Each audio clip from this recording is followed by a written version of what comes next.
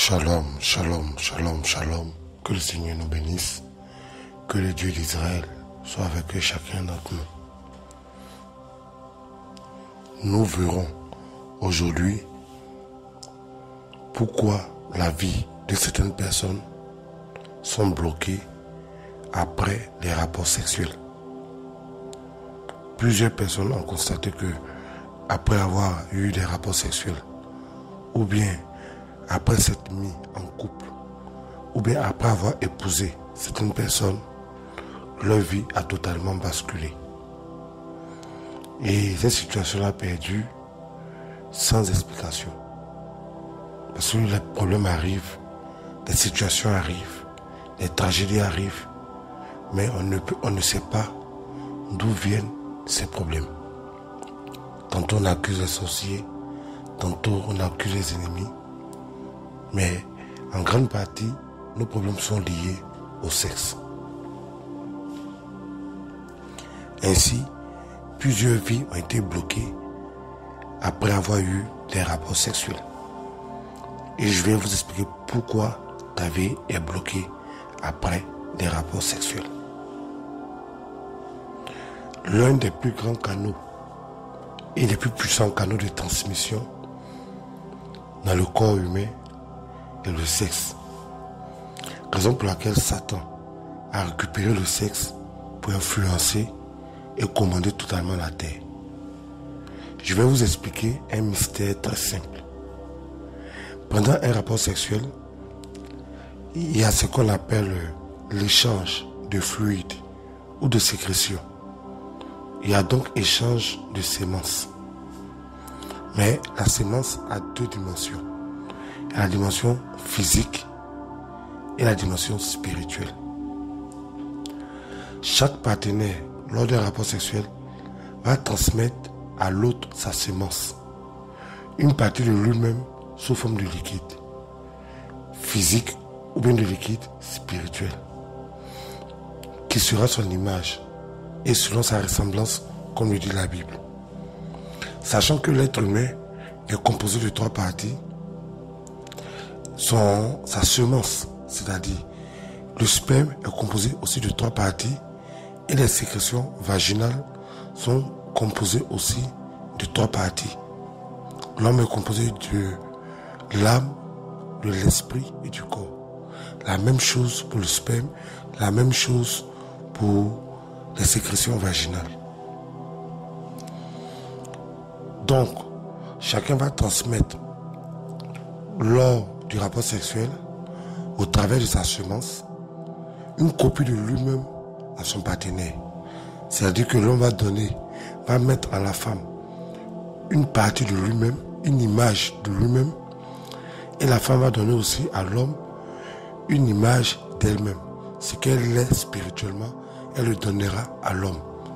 Et l'homme, ce qu'il est spirituellement, il le donnera aussi à la femme. Il y aura donc un transfert d'énergie, un transfert de lien, un transfert de puissance entre les deux personnes qui couchent ensemble.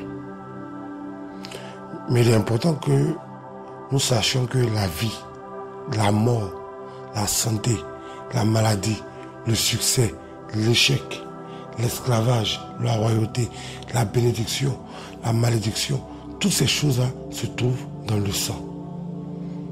Et il faudrait qu'on retienne une chose.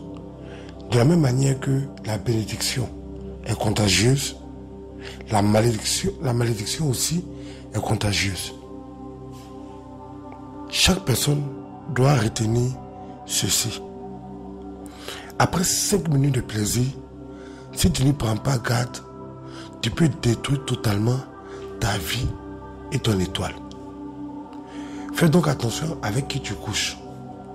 Parce que tu ne sais pas à quelle lignée de sang appartient ton conjoint, ton partenaire, ta maîtresse ou ton amant.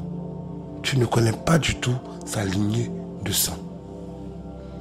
Et quand je vois des gens qui ont eu des multiples partenaires sexuels, ils sont étonnés des tragédies qui leur arrivent en se basant sur des fausses prophéties. Or, le problème, il est là. Tout le monde le voit, mais on cherche les problèmes ailleurs.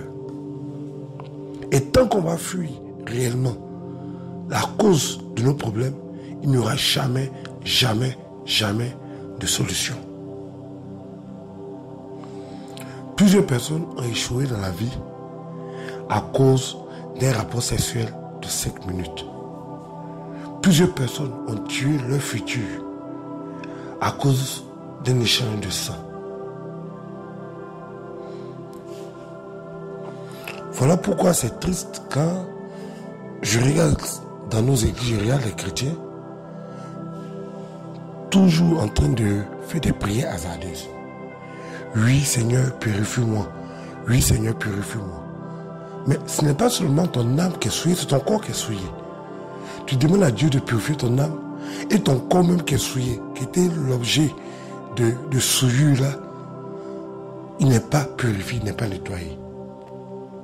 Voilà pourquoi les gens font beaucoup de prières inutiles et leur vie n'avance pas après leur conversion. Tant que la souillure n'est pas ôtée de la vie de quelqu'un, jamais, jamais, jamais sa vie n'avancera. Jamais sa vie ne progressera. Chaque fois qu'il fera un effort pour progresser, il aura l'impression qu'il revient en arrière.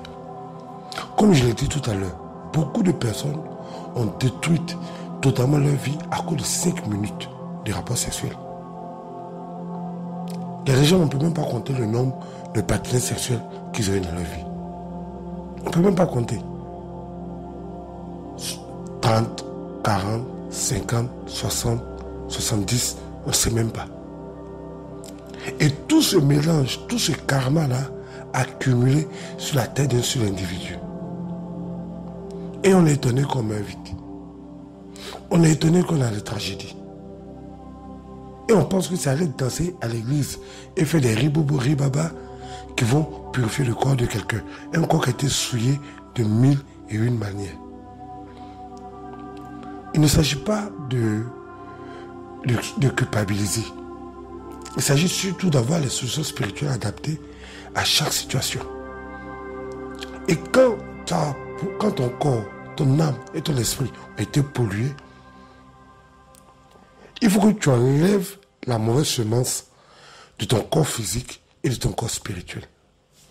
Si la mauvaise semence n'est pas enlevée, alors n'importe quelle tragédie, n'importe quelle étoile, n'importe quel problème vont s'abattre sur toi. Voilà pourquoi certaines personnes qui se suicident. Parce qu'en réalité, ils sont conscients que plus rien de bon ne peut arriver dans leur vie. Il y a certaines personnes qui préfèrent nier l'évidence en se cachant derrière des versets bibliques. Mais quand tu peux te coucher avec ton partenaire, est-ce que ce sont des versets bibliques que tu as pris pour aller coucher avec ton partenaire? Quand tu avais des mélanges de sang et de sperme partout, ça veut des versets bibliques que tu es parti? Non. C'est avec ton corps que tu es parti. Et ce corps avec lequel tu es parti a besoin d'être purifié de toutes ces impuretés.